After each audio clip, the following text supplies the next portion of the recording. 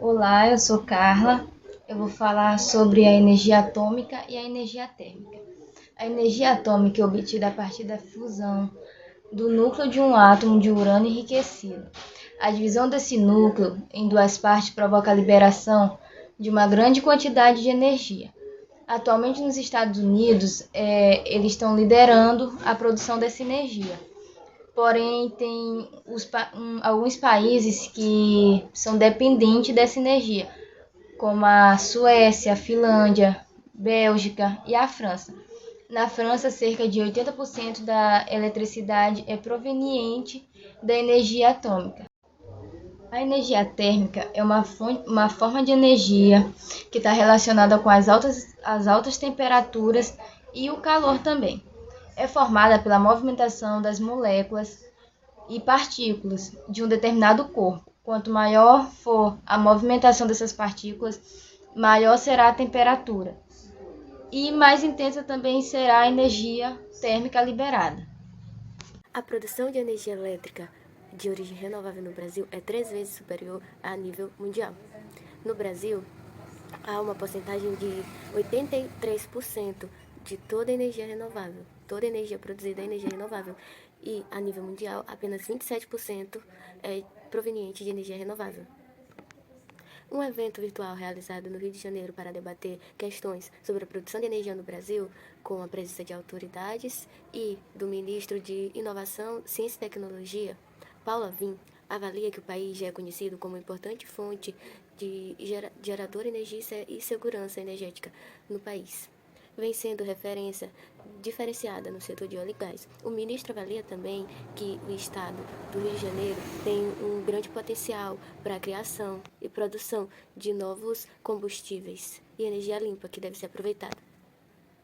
Há também o investimento previsto que chega a 50 bilhões de reais, já prevendo 2 bipolos para o Nordeste, uma vez que o Nordeste é um grande exportador de energia no Brasil. O diretor da ANP, Almirante Rodolfo Saboia, indicou que o mercado de gás natural no Brasil tem passado por uma grande transformação, mas esbarra na necessidade de uma estrutura maior para se desenvolver. E que o Brasil encarece enormemente de uma infraestrutura de gás natural, uma vez que países como os Estados Unidos e a Argentina estão bem à frente. Agora eu irei falar um pouco sobre a energia termoelétrica ou termoelétrica. Como você já sabe, a energia termoelétrica é eletricidade gerada a partir da obtenção de calor a partir de uma fonte. E esse calor, em geral, é proveniente da queima de combustíveis fósseis. A energia termoelétrica é a segunda mais usada no Brasil e é 1/4 de potência de toda a energia usada no país e no território nacional. A região sudeste é onde mais se encontra usinas termoelétricas e em São Paulo, o maior lugar que mais se encontra, mas elas são distribuídas por todo o país. As usinas termoelétricas são acionadas quando as hidrelétricas entram em crise porque elas ajudam a reduzir o nível de desperdício e abastecem todo o território nacional de acordo com a precisão. Elas têm algumas vantagens e desvantagens. A energia termoelétrica consiste em uma importante forma de geração de energias em algumas áreas que são desprovidas de outras formas de energia. O Brasil, porém, tem abundância em algumas formas e outras não. E com isso reduz os custos. As usinas, quando alimentadas por combustíveis fósseis ou biomassas, não existe restrição quanto ao seu lugar de instalação, o que facilita o abastecimento, transmissão e a perda perda energética no processo. O tempo de instalação é muito curto, além disso, a produtividade delas é bem elevada. Os combustíveis fósseis são as principais fontes de energia termoelétrica. No entanto, como eles não estão sempre disponíveis na natureza e fontes de energia, os combustíveis fósseis são as principais fontes utilizadas na energia termoelétrica, mas como não fazem parte das energias renováveis, fontes de energia renováveis, não estão para sempre na natureza. E a queima desse tipo de material não renovável acaba trazendo problemas à atmosfera. E o elevado custo de instalação dessa forma de energia, da termoelétrica, acaba não sendo a melhor alternativa comparado às outras. Agora eu irei falar um pouco sobre as usinas hidrelétricas no Brasil. As usinas hidrelétricas não geram liberação de gases tóxicos realmente danosos e nem geram riscos de contaminação do solo e no meio ambiente. No entanto, a instalação de uma usina pode modificar o curso do rio e o ciclo de vida de tudo aquilo que está ao seu entorno, como flora, fauna e até mesmo os seres humanos. As usinas hidrelétricas utilizam a força da água para a produção de energia elétrica e, infelizmente, impactam de forma negativa no meio ambiente. Esses impactos são os que causam alagamento, desmatamento e alteração nas estruturas dos rios. Hoje em dia, existe uma série de burocracia para a construção de novas usinas e um custo altíssimo de investimento e manutenção, possibilitando assim que apenas grandes empresas possam investir nesse ramo com responsabilidade. Porém, vale destacar que também existem pequenas hidrelétricas que podem permitir que pequenos empreendedores entrem nesse ramo. Como tem menos ações burocráticas, etc., elas lucram e têm o menor. Especialistas dizem que as hidrelétricas possuem um grande potencial a ser explorado futuramente. Entre as vantagens e algumas desvantagens das usinas hidrelétricas, podemos citar que a água é um recurso renovável, desde que haja garantia e preservação. O seu custo é bem inferior comparado às termoelétricas, às usinas eólicas nucleares, e as hidrelétricas não acarretam geradores de poluentes na atmosfera, como a termoelétrica. E algumas desvantagens são: as usinas geralmente são colocadas em espaço em que há rica fauna, flora e que pode haver indígenas, e que pode acarretar em determinados prejuízos para os moradores e as vidas presentes naquele lugar. Bom dia, eu vou falar sobre 3 tipos de energias que existem aqui no Brasil. Muitos de vocês sabem que aqui no Brasil existem 5 tipos de energia predominante, porém eu vou me aprofundar apenas em 3, que é das quais são elas a energia eólica, a energia solar e a energia nuclear. Vou falar um pouco sobre vantagem, desvantagem, aonde pode se encontrar nos estados, em que ano começou a ser fabricado e vendido aqui. Bom, vou começar falando sobre a energia eólica. Mas o que é a energia eólica? É a energia transformada através dos ventos e a partir daí se forma a energia útil. Ela é feita por meio de aerogeradores que são construídos na terra ou no mar. Aqui no Brasil, os estados que têm em âmbito nacional os maiores aerogeradores são no estado de Rio Grande do Norte, Maranhão, Piauí, Bahia, Ceará, onde se encontram os maiores aerogeradores aqui no Brasil. Em uma entrevista, a gerente de projetos e produtos do Instituto Escolha, Larissa Rodrigues, ela disse que nos últimos anos a energia eólica tem crescido bastante aqui no Brasil. Alguma curiosidade é que a primeira turbina foi construída em 1992 em Fernando de Noronha, aqui no Brasil. Agora, algumas vantagens é que ela é uma energia renovável e ela não emite gases poluentes e nem gera resíduos, ou seja, ela não é prejudicial à saúde ambiental e nem nossa dos seres humanos. Desvantagem é que há um impacto visual muito grande de modificação da paisagem, por conta que as turbinas são extensas na largura e altura e por isso precisa de um terreno bem extenso, por conta do espaço que tem que ser maior. E outra desvantagem é que há constantes ruídos por conta das turbinas que ficam girando o tempo todo e por conta disso os ruídos são bastante frequentes. Outro tipo de energia é a energia nuclear. Como é que ela acontece? A energia liberada através do núcleo do átomo de urânio e a partir daí elas são fracionadas, são divididas em várias partículazinhas. Muitos de vocês sabem que o urânio é um elemento de suma importância para esse tipo de energia ser obtida. a partir da fissão do núcleo do átomo do urânio que pode ser obtido esse tipo de energia. Aqui no Brasil, há apenas 2 usinas nucleares, que é na cidade de Angra dos Reis, no estado de Rio de Janeiro, que é a Angra 1 e a Angra 2. Estava em fabricação, em construção a Angra 3, porém não é nada certo ainda, e ela tem capacidade de 2.000 volts. Algumas vantagens é que ela não emite combustível fóssil e, como eu já disse, a abundância de urânio, que é o elemento principal para esse tipo de energia ser obtida. Desvantagem é que ela é muito cara em compensação das outras, há bastante acidente e os lixos têm que ser colocados em locais isolados e bem fechadinhos, porque se caso vaze, vai acontecer uma catástrofe, como foi o caso 2 vezes que aconteceu aqui no Brasil. Um caso foi que vazou da usina na Angra, onde vazou mais de 20 a 25 mil litros de Césio 137, na qual acabou indo para os rios e muitas pessoas acabaram ingerindo. E como vocês viram, tem mais desvantagem em ter usinas nucleares do que vantagem, como foi o caso que aconteceu várias catástrofes. Bom, depois de falar todas as coisas para vocês, existe outro tipo de energia aqui no Brasil, que é a energia solar. Muitos de vocês sabem que a energia solar ela é obtida através do calor ou luz do sol.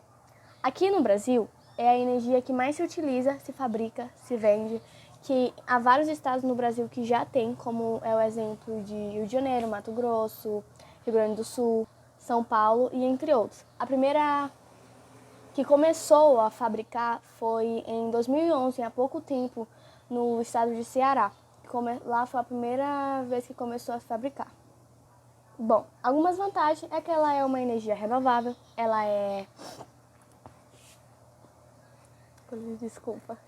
Bom, como eu já disse, ela é uma energia renovável, ela é uma energia que não polui, ela é fácil de manter e barato para se instalar.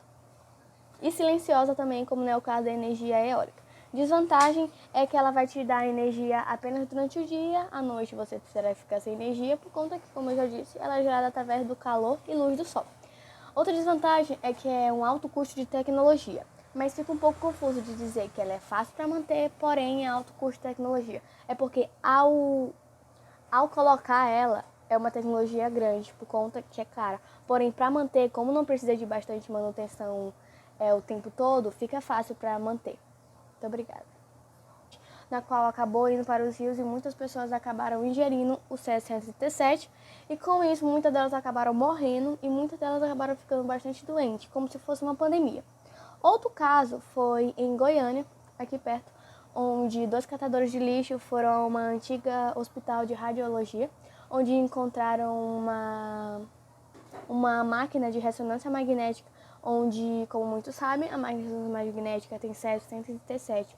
E eles começaram a desmontar ela todinha. Com isso, eles venderam para outra pessoa. E nessa pessoa, ela desmontou ela mais ainda. E quando desmontou, foi que ficou o Césio 137 purinho. Relatos dele que foi como se fosse grãos de arroz e de sal também. Com isso, o Césio 137, à noite, ele brilha. E o cara que vendeu, que comprou, no caso, dos catadores de lixo, ele falou que ele brilhava e ele pensava até que era algo sobrenatural e que algo que ele poderia ganhar dinheiro em cima disso. Porém, mal sabia ele que isso era algo contagioso, malicioso à saúde dele, que iria causar a morte de sua filha, como foi o caso. Ele pôs o Césio 137 como brilhava ao redor da cama de sua filha e ela acabou ingerindo aquele elemento e acabou morrendo. E muitas pessoas que entraram em contato também, não só contato, mas como no mesmo local, acabaram falecendo e muitos deles ficaram doentes. Com isso aconteceu várias mortes, uma pandemia realmente. E como vocês viram, tem mais desvantagem em ter usinas nucleares do que vantagem, como foi o caso que aconteceu várias catástrofes. Bom, depois de... Me chamo Brenda e vou falar sobre as notícias do jornal. De acordo com a Absolar, a fonte solar já trouxe ao Brasil mais de 86,2 bilhões em investimentos, 22,8 bilhões de arrecadação aos cofres públicos e gerou mais de 478,8 mil empregos acumulados desde 2012. Com isso, também evitou a emissão de 23,6 milhões de toneladas de CO2 na geração de eletricidade. A produção de energia elétrica de origem renovável no Brasil é 3 vezes superior à mundial. No país, 83% da eletricidade produzida vem de fontes renováveis. Já no mundo, essa proporção chega a 27%. Os dados foram divulgados durante o seminário e energia, desenvolvimento, desafio e oportunidades, promovidos pela Federação das Indústrias do Rio de Janeiro. O secretário de Planejamento e Desenvolvimento Energético do Ministério de Minas e Energia, Paulo César Magalhães Domingues, mostrou o volume crescente de investimentos que vem ocorrendo no setor de energia limpas e renováveis.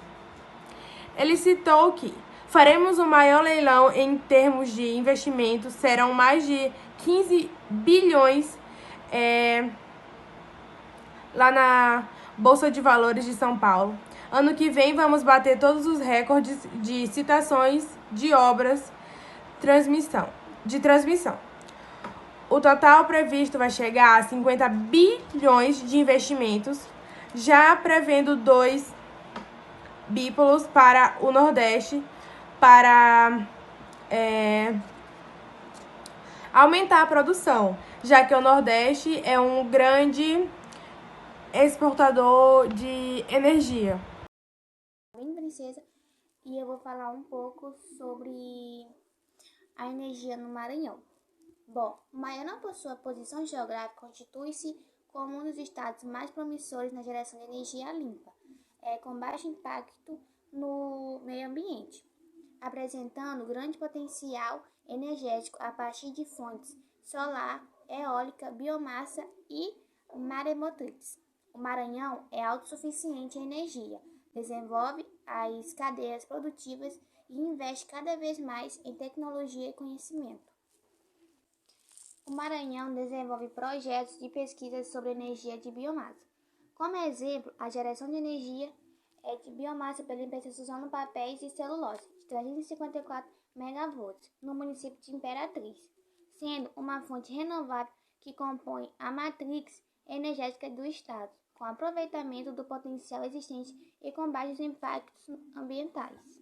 No Maranhão, estudos apontam 2 áreas de energia maremotriz, internacionalmente conhecidas pelo meio acadêmico. A Baía de Turaçu, que apresenta um dos maiores potenciais maremotriz do litoral brasileiro, mais de 3,4 gigawatts de potencial disponível, e é uma região riquíssima em estuários, além de apresentar mares de até 7 metros. E também tem o estuário da Bacanga, situado na cidade de São Luís. Ela possui condições propícias para a exploração da energia de marés, e a UFMA, a Universidade Federal do Maranhão, desenvolve pesquisas e projetos pilotos de exploração dessa energia maremotriz. No Brasil, a região Nordeste apresenta índice de radiação solar acima de 2.000 kW por quadrado no ano. E o Maranhão, que em extensão territorial ocupa o 2º lugar do Nordeste e o 8º do território nacional, apresenta média de 5,5 kW por metro quadrado no dia a dia. O Maranhão, com incidência dos ventos alísios que apresentam maior regularidade, tem significativo potencial energético para a geração de energia eólica. Atualmente, contamos com a implantação de parques eólicos na região de Paulino Neves, com capacidade inicial instalada de 220 MW. O Maranhão possui 4 usinas com capacidade total de 1.428 MW, utilizando gás natural. 2 usinas com capacidade de 330 MW, utilizando óleo combustível. Uma usina com capacidade de 360 MW, utilizando carvão mineral. Uma usina com capacidade de 354 MW, utilizando biomassa. E uma usina hidráulica com capacidade de 1.092 MW.